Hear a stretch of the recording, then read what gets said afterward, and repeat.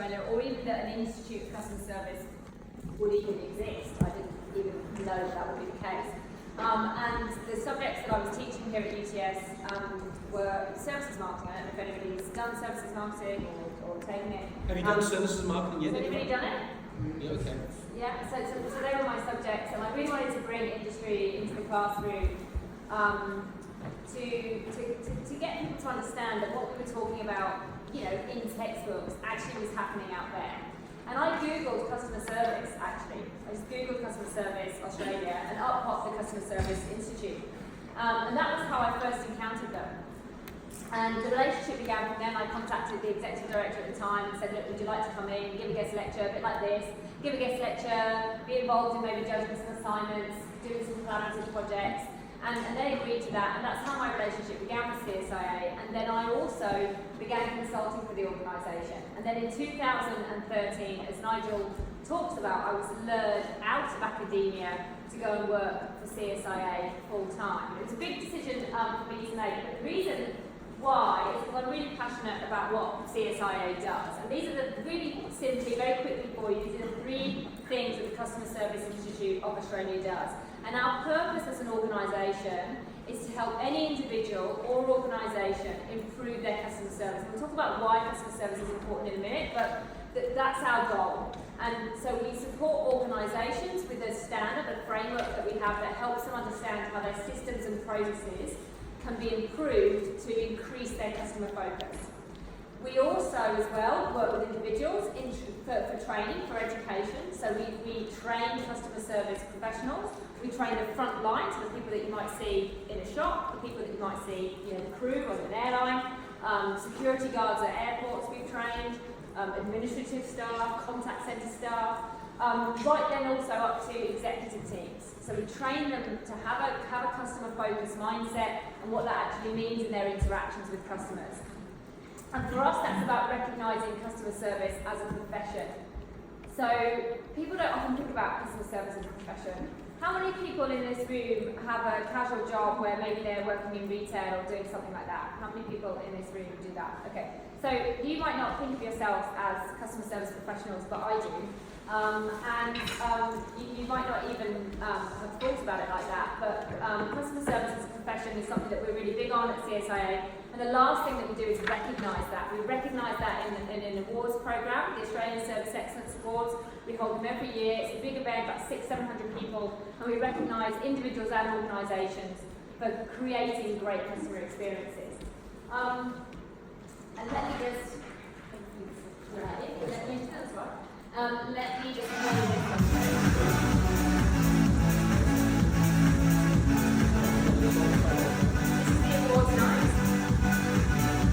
We are super excited to be hosting the 2018 Australian Service Excellence Award. We love doing what we do because we love honouring customer service professionals across Australia. Tonight is about making other people feel special, and that's what we're here to do. There's just some amazing talent and some amazing stories of what people are doing. Every year it gets better and better. Our customers are the most important thing to us, but this is recognition of the hard work that we do year on and year out. In order to be great at customer service, you have to be passionate, and those are the ones who are generally the best at what they do, the ones who really care about it. They're all here for the same reason. They're all here to give that experience to people, and it's great to be part of it. We have just won the best award ever, Service Excellence in a Large Contact Centre for the 9th year running. We're thrilled! We love the wine and we love the focus on the customer. It's a good vibe. I won the Extraordinary Service Award, which is apparently they created it for me. It's an amazing feeling at the moment. Thank you, CSIA. So we just won the Best of the Best award, which right now it's just so much to take in. Just being recognised as a customer service excellence organisation means so much in what we do every day. That for us is the highest accolade that we could have.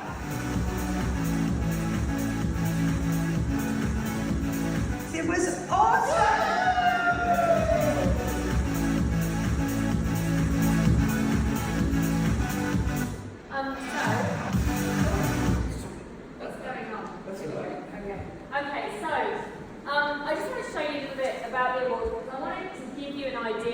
what this lady on the screen will have had to go through. She went up on stage to collect her award. She's in front of 600 to 700 people.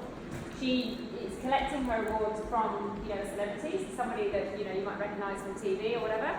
And it's quite daunting going up and doing that. And for us, what we wanted to do was capture that moment and capture how she's actually feeling. Her name's Julie Pike. She won, actually in 2017, she won Customer Service Professional of the Year. Julie, when we give people the award on stage, we funnel them off back into kind of a green room area. We put a camera on them afterwards so that we can make that highlights video that you just saw. So we like to capture those moments. And we did that with Julie, and we asked her how she was feeling. And within a couple of minutes of explaining, she actually burst into tears. And she burst into tears a lot. Like, she was super crying, and we actually couldn't use the video with her crying as much as she was. But we took the opportunity to ask her, why are you feeling this emotional? And she said, I work for the Australian Department of Defence.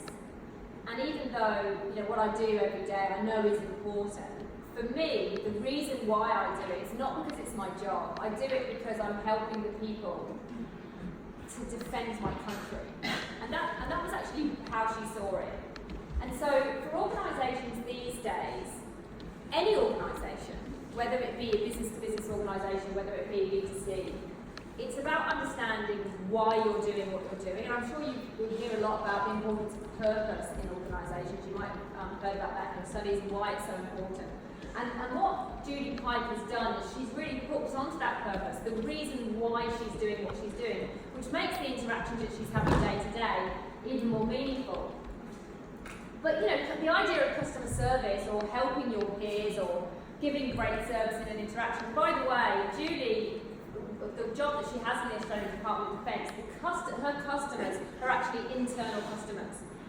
So it's not, not an external customer, it's another department within the Australian Department of Defence that she was actually serving, and she was nominated by her peers. So, customer service cuts across everything. Business to business, B2C, internal, external, everything, customer service becomes important. But it's been around forever. Like, customer service has always been important, right? Would you argue that, you've known that customer service is important probably from being really tiny when you were in the shop, and knowing what it was like to be served well or not, or hearing your parents get annoyed when they weren't getting served well. So we've known about that for ages. So what's different now? Why is customer service so important now? Do you think why? It's because of technology. Nowadays people are able to give feedback to the whole world through their computer. Or their phone, exactly. That's exactly right. So technology's massively changed the game. And when you think about the fact that we carry around these phones with us, some people carry around two phones. In the work environment, they carry around their work phone, their personal phone. I get kind of anxiety when I'm away from my phone for more than about 3.5 minutes, not even joking. Maybe even less than that. Sometimes I open apps on my phone without even understanding why I've opened an app. Oh, I'm on Instagram, like, how did that happen? So we just naturally do that, okay, all the whole time. And what that means is we're used to that kind of environment where not only can we share quickly, but we can also get information fast. So if you think about when you're sitting watching, I don't know, Game of Thrones, whatever you've been watching recently, and you maybe spot an actor that you recognise, and you think, where have I seen that actor before? Instantly, you can go on your phone, you can go on internet movie database, and you can find out where you saw that actor. You can do that while you're watching the television programme.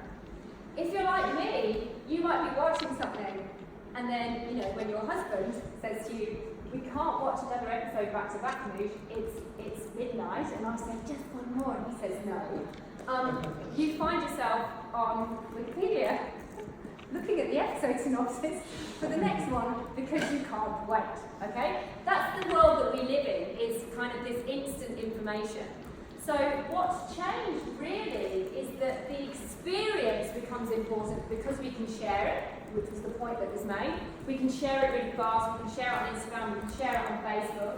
So this idea of the customer journey becomes important, and it's, you have heard about this probably in your studies, it's important importance of journey mapping and understanding the journey that the customer's going on. And it's all about how we're making people feel, because we want them to be able to share good experiences, not bad experiences. And we know that negative word of mouth spreads really quickly and all of those things. But more importantly, in a hyper-connected world, this is what customers are expecting. They want you to connect every single part of their experience, which means, for example, let's say you're buying cars or something like that, so you're buying a car.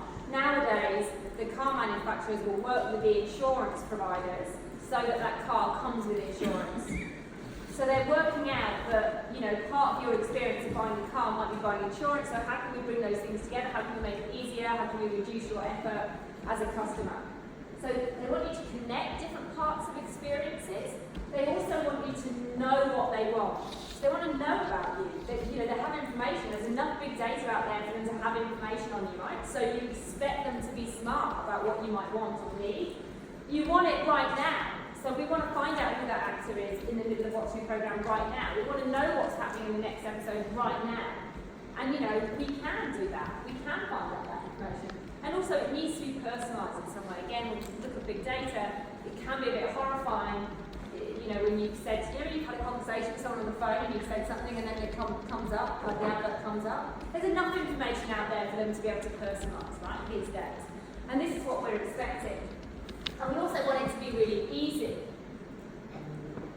So, when we talk about delivering great service, particularly in a business-to-business environment, for example, where buying decisions can be really, really complex, we want to be reducing the effort where we can for the customer, whether that be in finding out information, whether that be in understanding our products, how we even go about getting the products. So the physical effort we have to go to actually get the product. When we think about customer service, we're really thinking about these types of things. We're not necessarily thinking about the things that we typically think about, which is smiling or great body language. It's more than that these days. And technology, as you rightly pointed out, is changing the game.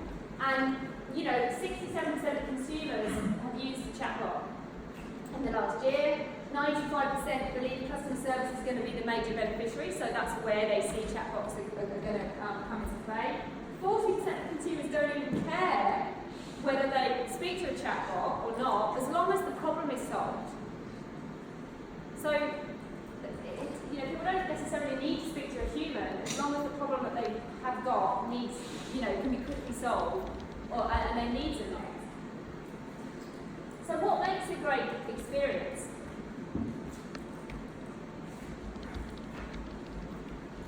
We asked Australian consumers across B2C and B2B, we asked them what made a great experience, and the thing that was top on this right-hand side was personalised treatment.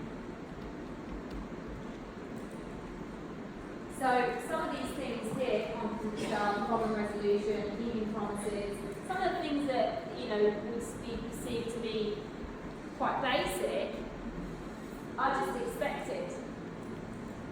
Lots of companies though are not getting this right. I can tell you right now, lots of companies aren't even getting the basics right. So companies that are able to get the basics right and then start playing on the right-hand side of this, they're the ones that are really differentiating with their experiences. Now, for CSIA, the question then starts, well, how, in any organisation, how do you even begin to improve your customer focus? Where do you start to be able to actually affect change, to create something that's great from a customer service delivery perspective? Now, whatever product you are offering, whatever service you are offering, we argue, using the standard that we have, the International Customer Service Standard, we argue that there are 4 things that people really need to be worrying about. The first aspect is the culture of the organisation. So how do you actually create a culture of customer focus? How do you create a culture of customer service? What that means is, what are you actually putting into it? And then we ensure operational consistency in what you're actually producing. Not in terms of a product, but in terms of how you're interacting with your customers, how you go about things. You need to be operationally consistent. But we can be operationally consistent, but we can be operationally consistently poor.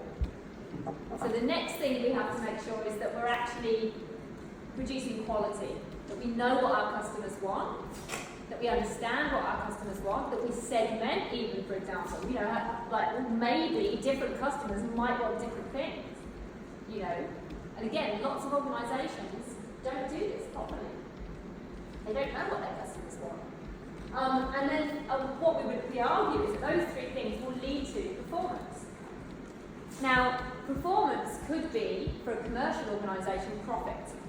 But for a government organisation, it might be efficiency. You know, government organisation has money from the government that they have to do things with, and we would hope that that money is used efficiently. So they're not trying to make profit, but they're trying to use that money efficiently. So their performance factor might be efficiency. So these four perspectives kind of come together to help an organisation understand how to improve its customer focus. So at CSIA, we don't see customer service as something that is about just the front line. We see it as the whole of the organisation needing to focus on the customer. And so this is the front cover of the standard. You can see that next year it's due for updates. It's updated around every 4 or 5 years to take into consideration the latest trends and those sorts of things.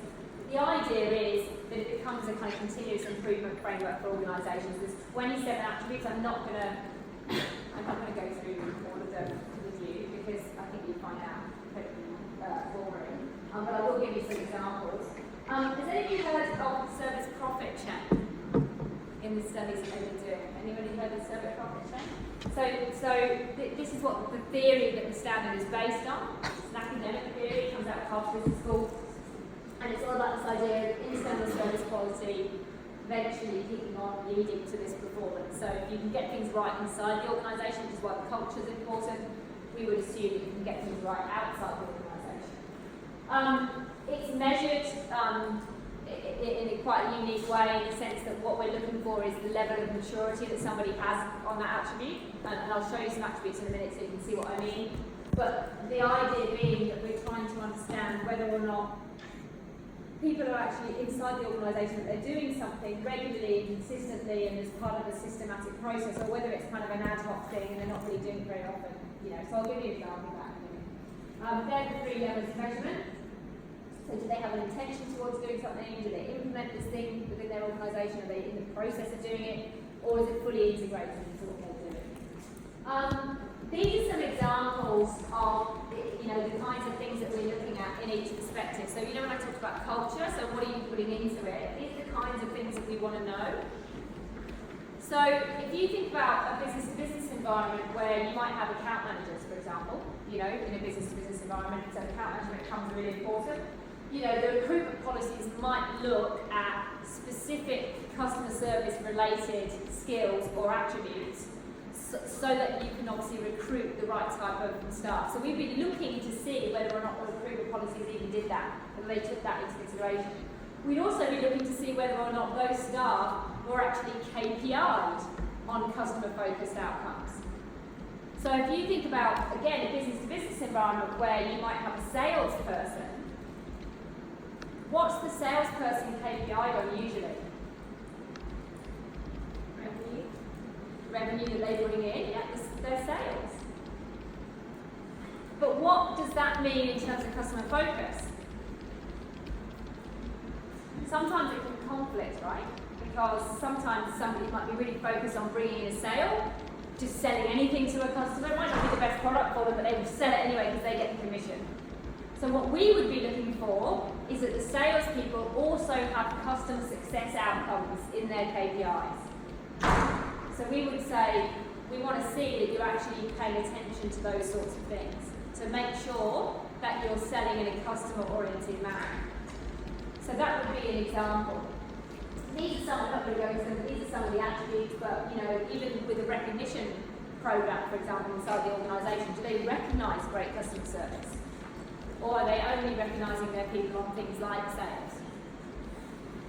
Operational perspective looks at things like recognition, satisfaction, the process, the procedures, because it's about operational consistency. So we're looking at the processes and how they work inside the organisation, and any after-sales service that is required, particularly common in a business-to-business environment, after-sales service. And then also as well some example attributes there. One of them being using data to try and understand what's going on in terms of the customer. So you've got a lot of data coming into the organisation. What are you measuring? How are you measuring it? Are you measuring it in relation to customer service? Are you measuring it in relation to understanding what your customers need? Service perspective, the customer feedback that you get, quality. An example attribute here is the organisation promotes collaboration with its customers in the design of products and services. But different organisations might do that in different ways. And the standard takes that into consideration because some organisations might not be able to afford to have a huge research program every year. You might have a really small business that can only afford to do one little survey a year or something like that. We take that into consideration. Different companies will work in different ways, but we need to know that this is happening. How are they getting customer feedback? And then finally, the finance and governance perspective, which I gave you some examples from earlier, but even is looking at things like say, asset deployment, which sounds boring, but for give an example of it to bring it to life a little bit. So let's say in a train company, they've got a load of trains, right, that we travel around in.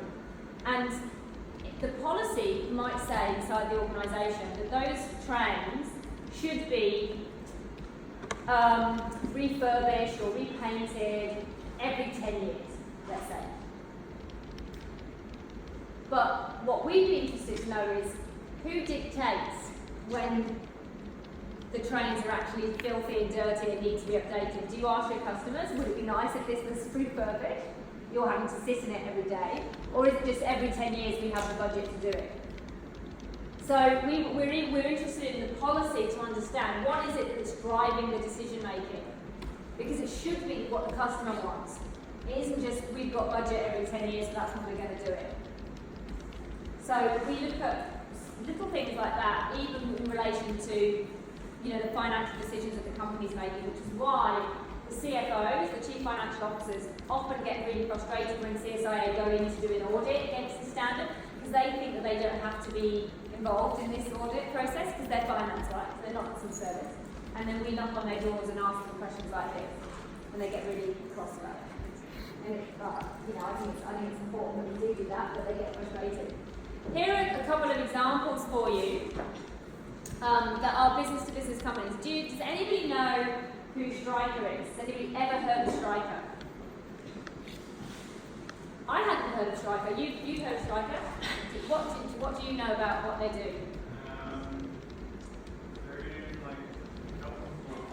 That's exactly right. Yeah, so they do medical devices. So when you do things like keyhole surgery, or I don't know, somebody needs like an emergency operation or something like that, it will be Stryker that often the hospital is going to get that piece of equipment. So they are a business-to-business organisation, a global organisation. They work directly with hospitals, and they won actually. You saw on that video, you probably don't remember, but you saw, not him, but you'll see him in a minute, I'll show you a picture. You saw James Doyle, who spoke about the fact, there he is, he's Scottish, and he actually had a kilt on for this award ceremony. And he said that the standard had really helped us to understand our goals in terms of the needs of the customer and identifying the critical processes involved. This meant examining our internal infrastructure and systems and adopting an approach of continuous review to ensure we maintain and improve processes for both customers and staff. And he also talked about the fact that becoming a certified customer service organisation also increased the morale of the staff. But for them it's really important. And the reason why, if you talk to anybody from Stryker, anyone in that organisation really truly understands the purpose of of what they're doing. They're saving lives every single day. So for them, the relationships that they have with the hospitals in order to ensure that they can deliver what they need to is absolutely critical.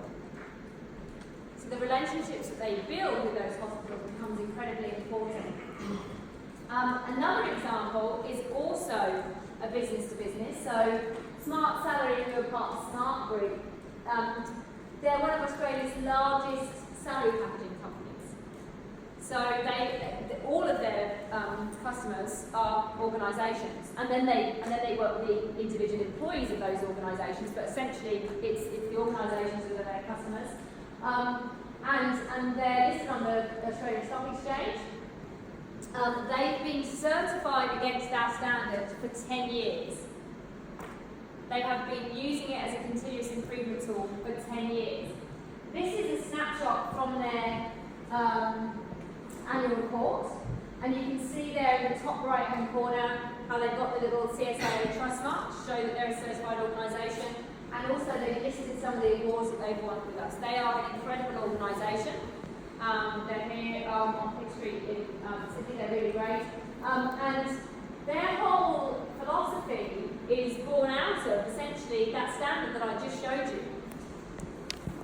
The first thing that they start with is staff engagement, the culture of the organisation, in order to be able to be operationally consistent, using a wide range of methods that make them really innovative as a company. They do lots of stuff with robots, to the point that the stuff that they do with robots is really interesting, to the point where they won't actually allow me to talk about it in our magazine or anything like that, because they're so obsessed with the fact that it's amazing and they don't want anyone to copy. So they're like, we really can't talk about it. It's like, really? Like, okay. But they really are incredibly innovative. So they're an interesting organisation, but then they have at the top of that pyramid this idea of being able, these things enable them to deliver great service. And so for them, the whole idea behind what they do is starts with that, the people. And any organisation, it starts with people. It doesn't matter whether the robots are coming, we're always going to be serving people, and we're always going to have people working inside an organisation. So this becomes really important to think about, and this is an example of why Smart Salary is so successful in our awards programme. This is a quote as well. We often talk about CSIA. It's actually the guy, Sainsbury's is a supermarket chain in the UK. And so John Sainsbury said, they serve like we lead. And in any organisation, it's the leaders who make a huge difference to this.